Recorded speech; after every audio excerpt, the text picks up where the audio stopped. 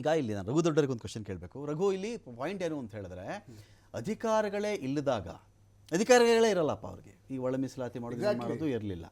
ಆ ಥರದೊಂದು ದಿಟ್ಟ ಹೆಜ್ಜೆ ಮಾಡಿದ್ದು ಮೀಸಲಾತಿ ವಿಚಾರದಲ್ಲಿ ತಮಿಳುನಾಡು ಮಾಡ್ತು.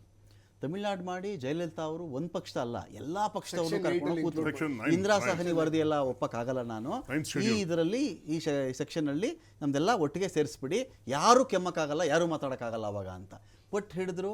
ಅವತ್ತಿಗೆ ನರಸಿಂಹರಾವ್ ಅವ್ರ ಮುಂದೆ ಕೂತ್ಕೊಂಡ್ರು, ಜಾರಿ ಮಾಡ್ಕೊಂಬಿಟ್ರು, ಅದನ್ನು ಅಪ್ರೂವ್ ಮಾಡ್ಕೊಂಬಿಟ್ರು.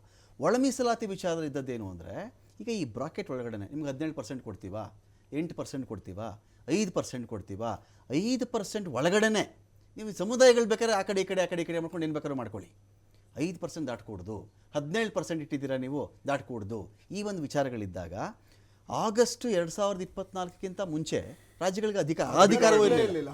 ಅದು ಇರದೇ ಇದ್ದಾಗ ಇವರು ಜಾರಿ ಮಾಡೋ ಪ್ರಯತ್ನಗಳು ಆ ಸಮುದಾಯಗಳಿಗೆ ಮಾಡಿದಂಥ ಮೋಸ ಅಥವಾ ಮೊಣಕೈಗೆ ತುಪ್ಪ ಸವರೋ ಕೆಲಸ ಅಲ್ವಾ ಅಂತ.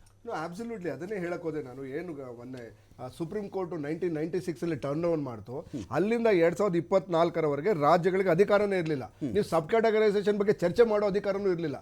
ಓಕೆ, ಸೊ ಅಂತ ಸಂದರ್ಭದಲ್ಲಿ ನಮ್ಮ ಬಿಜೆಪಿ ಸರ್ಕಾರ, ಇಂದಿನ ಬಿಜೆಪಿ ಸರ್ಕಾರ 4 ವರ್ಷ ಅಧಿಕಾರದಲ್ಲಿದ್ರು ಕೂಡ ಕೇವಲ 1 ತಿಂಗಳು ಚುನಾವಣೆಗೆ 1 ತಿಂಗಳು ಮೊದಲು ಕೇವಲ ಬೃಹನ್ ನಾಟಕವನ್ನು ಮಾಡಿ ಏನೋ ಜನರಿಗೆ ಒಂದು ಹೊಸ ಮೀಸಲಾತಿಯನ್ನು ಕೊಡ್ತೀವಿ, ಆ ಡಿವೈಡ್ ಮಾಡಿ ಒಂದು ಏನು ಓಟನ್ನು ತೆಗೆದುಕೊಳ್ಳೋಣ ಅಂತ ಒಂದು ಪ್ರಯತ್ನ ಮಾಡ್ತಲ್ಲ, ಅದು ಕ್ಲಿಯರ್ಲಿ ಇಂಡಿಕೇಟೆಡ್ ದಟ್ ಬಿಜೆಪಿ ರಾಜಕೀಯವನ್ನ ಏನು ಇದು ಜಾತಿನಲ್ಲಿ ರಾಜಕೀಯ ನೀವು ಕೊಡ್ತೀರಾ ರಘು? ಈಗ ನಾನೊಂದು ಪ್ರಶ್ನೆ ಕೇಳ್ತೀನಿ. ಈಗ ನಿಮಗೆ ಒಳ ಮೀಸಲಾತಿಯ ಬಗ್ಗೆ ಕೇಂದ್ರದ ಕಡೆಯಿಂದ ನಾವೇ ನೇರವಾಗಿ ಜಾತಿ ಗಣತಿ ಮಾಡ್ತೀವಿ, ನಿಮ್ಗೆ ಯಾರಿಗೂ ಆ ರೈಟ್ಸೇ ಇಲ್ಲ ಅಂತ ಹೇಳಿದ್ಮೇಲೆ, ನಿಮ್ಮ 150 ಕೋಟಿ ರೂಪಾಯಿಗಳಿಗೂ ಮಿಗಿಲಾಗಿ ಖರ್ಚು ಮಾಡಿದಂಥ ನಿಮ್ಮ ದ ಸೋಕಾಲ್ಡ್ ಸಮೀಕ್ಷೆ ಇದೆಯಲ್ಲ, survey, it's not census, particular ಹೇಳ್ತಾ ಇದ್ದೀನಿ. ಕರೆಕ್ಟ್. ಯಾವಾಗ ನರೇಂದ್ರ ಮೋದಿ ಅವರ ಸರ್ಕಾರ ಅಶ್ವಿನಿ ವೈಷ್ಣವ್ ಅವ್ರ ಕಡೆಯಿಂದ ಈ ಮಾತು ಹೇಳಿಸ್ತೋ, ಸಮೀಕ್ಷೆಗಳು ನೀವು ಮಾಡ್ಕೊಳ್ಬಹುದು, ಸೆನ್ಸಸ್ ಮಾಡೋದು ಕೇಂದ್ರದ್ದೇ ಹಕ್ಕು ಅಂತ ಹೇಳೋವರೆಗೂ ನೀವು ಯಾರೇ ಜಾತಿ ಗಣತಿ ಅಂತ ಹೇಳಿದ್ರು ತುಟುಕ್ ಪಿಟಿಕಿಲ್ಲ ನಿಮ್ದು ಬಾಯಲ್ಲಿ.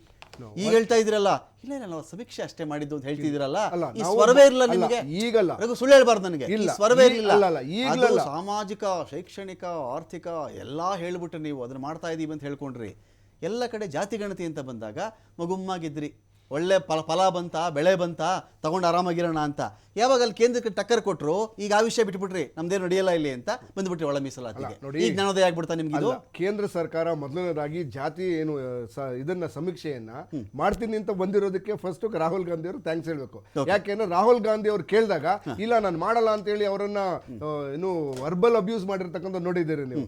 ರಾಹುಲ್ ಗಾಂಧಿ ಅವ್ರನ್ನ ಬೈದಷ್ಟು ಇನ್ನು ಮೋಸ್ಟ್ಲಿ ಬಹುಶಃ ಇನ್ನು ಯಾವ ರಾಜಕಾರಣಿಗೂ ಇದು ಮೀಸಲಾತಿ ವಿರುದ್ಧವಾಗಿ ಅಥವಾ ಕ್ಯಾಸ್ಟ್ ಸೆನ್ಸಸ್ ವಿರುದ್ಧವಾಗಿ ಯಾರೂ ಮಾತಾಡಿಲ್ಲ, ಇನ್ಕ್ಲೂಡಿಂಗ್ ತೇಜಸ್ವಿ ಸೂರ್ಯ, ಮೋದಿ ಅವರು ಮತ್ತೆ ಕರ್ನಾಟಕ ರಾಜ್ಯದ ಬಿಜೆಪಿ ನಾಯಕರು. ಇಲ್ಲ ಇದು ಕ್ಯಾಸ್ಟ್ ಸೆನ್ಸಸ್ ಬೇಡ, ಅವಶ್ಯಕತೆ ಇಲ್ಲ, ಕಮ್ಯುನಿಟಿನ ಡಿವೈಡ್ ಮಾಡ್ತೀನಿ ಅಂತ ಹೇಳ್ತಿದ್ದವರು ಸಡನ್ ಆಗಿ ಪಹಲ್ಗಾಮ್ ವಿಚಾರ ಹೊರಗಡೆ ಬಂದಾಗ ಎಲ್ಲಿ ಮೋದಿ ಅವರ ಇದು ಹೆಸರು ಕೆಡ್ತದ ಅಂತ ಹೇಳಿ ಅದನ್ನ ಡೈವರ್ಟ್ ಮಾಡಿ ಜನರನ್ನ ಡೈವರ್ಟ್ ಮಾಡುವಂತ ಒಂದು ಟೆಕ್ನಿಕ್ಗೋಸ್ಕರ ಜಾತಿ ಕೇಳಿ ಸಾಯಿಸ್ತಿಲ್ಲ, ಧರ್ಮ ಕೇಳಿ ಸಾಯಿಸಿದ್ರು ಅಂತ ಅಲ್ಲಿ ಅಲ್ಲ. ಈಗ ಅದು ಇನ್ವೆಸ್ಟಿಗೇಷನ್ ನಡೀತಾ ಇದೆ. ಓಕೆ, ಸೊ ಸಾವು ಸಾವೇನೆ, ಯಾರೇ ಸಾಯಿಸಿದ್ರು ಅದು ಸಾವು ಸಾವೇನೆ. ಅದು ಯಾವ್ದು ಧರ್ಮಾಧಾರಿತವಾಗಿ ಸಾಯಿಸಿರ್ಲಿ, ಇನ್ಯಾವುದೇ ರೀತಿನಲ್ಲಿ ಸಾಯಿಸಿರ್ಲಿ, terrorist does not have a religion, language, caste, creed ಯಾವುದೂ ಇಲ್ಲ. ಟೆರರಿಸ್ಟ್ ಅನ್ನೋದೇ ಒಂದು ಮುಳ್ಳಿದಾಗೆ, ಬಾಡಿನಲ್ಲಿ ಮುಳ್ಳು ಹೇಗೆ ನೀವು ಒಳಗಡೆ ತಗೊಂಡ್ರೆ ನೋವು ಶುರು ಆಗ್ತದೋ ಹಾಗೆ ಇಟ್ಸ್ ಬ್ಲೀಡೆಡ್ ದ ಕಮ್ಯುನಿಟೀಸ್. ಸೊ ಹಾಗಾಗಿ ಟೆರರಿಸ್ಟ್ ಇದನ್ನ ಡೈವರ್ಟ್ ಮಾಡುವಂತ ಟೆಕ್ನಿಕ್ ಅನ್ನು ಕೇಂದ್ರ ಸರ್ಕಾರ ಮಾಡಿರ್ತಕ್ಕಂಥದ್ದು ಅಕ್ಷಮ್ಯ ಅಪರಾಧ. ಬಟ್ ನೀವು ಆ ಥರ ನಿಜವಾಗ್ಲೂ ಕೊಡೋದಾಗಿದ್ರೆ ಆದರ್ಶ ನನ್ನ ಪಾಯಿಂಟ್ ಆದರ್ಶ ಇಲ್ಲಿ ಈಗ ಇಲ್ಲಿ ಏನಾಗುತ್ತೆ ಅಂದ್ರೆ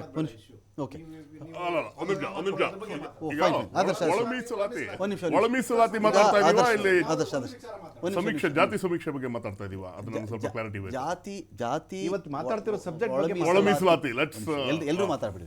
ಒಳ ಮೀಸಲಾತಿ ವಿಚಾರ ಇದೆಯಲ್ಲ, ಈ ಒಳ ಮೀಸಲಾತಿ ವಿಚಾರ ಸಿದ್ದರಾಮಯ್ಯನವರನ್ನು ರೆಡಿ ಮಾಡಿದ ಮೇಲೆ ಇದು ಜಾರಿ ಆಗುತ್ತೆ ಅನ್ನೋ ಭರವಸೆ ನಿಮ್ಮ ಕಡೆಯ ಏನು ಅದರೆಲ್ಲರ ಒಂದು ಪ್ರತಿನಿಧಿಯಾಗಿ ಬಂದಿದ್ದೀರಿ, ನಿಮ್ಗೆ ಭರವಸೆ ಇದೆಯಾ? ನೋಡಿ, ಜಸ್ಟಿಸ್ ನಾಗಮೋಹನ್ ದಾಸ್ ಅವರು ಒಂದು ಮಧ್ಯಂತರ ವರದಿಯನ್ನು ಈಗಾಗಲೇ ಸಲ್ಲಿಸಿದ್ದಾರೆ. ಆ ಮಧ್ಯಂತರ ವರದಿಯಲ್ಲಿ ಹಲವಾರು ಗೊಂದಲಗಳಿದೆ ಅವರಿಗೆ. ಏನು ಸಮಸ್ಯೆಗಳು ಅಂದ್ರೆ, ಒಂದು ಆದಿ ಕರ್ನಾಟಕ, ಆದಿ ದ್ರಾವಿಡ, ಆದಿ ಆಂಧ್ರ ಅಂತ ಏನು ಜಾತಿಗಳಿವೆ, ಇದು ಒಂದು ಸುಸಂಸ್ಕೃತವಾದ ಪದಗಳನ್ನ ಬಳಸೋದಕ್ಕೋಸ್ಕರ ಮೈಸೂರು ಮಹಾರಾಜರು ಅಳವಡಿಸಿಕೊಂಡ ಒಂದು ರೀತಿ. ಯಾಕೆಂದ್ರೆ ಈ ಜಾತಿಯ ಹೆಸರುಗಳೇ ಒಂದು ಬೈಗುಳದ ಹೆಸರುಗಳು, ಅದಕ್ಕೋಸ್ಕರ ಆ ಒಂದು ಪದ್ಧತಿಯನ್ನ ಅಳವಡಿಸ್ಕೊಳ್ತಾರೆ. ಆದ್ರೆ ಅದರಿಂದ ಏನ್ ಗೊಂದಲ ಆಗಿದೆ ಅಂದ್ರೆ, ಈ ಬಲಗೈ ಸಮುದಾಯದವರು ಆದಿ ಕರ್ನಾಟಕಲ್ಲೂ ಇದ್ದಾರೆ, ಆದಿ ದ್ರಾವಿಡಲ್ಲೂ ಇದ್ದಾರೆ, ಎಡಗೈ ಸಮುದಾಯದವರು ಏಕೆ ಎಡಿ ಎರಡರಲ್ಲೂ ಇದ್ದಾರೆ.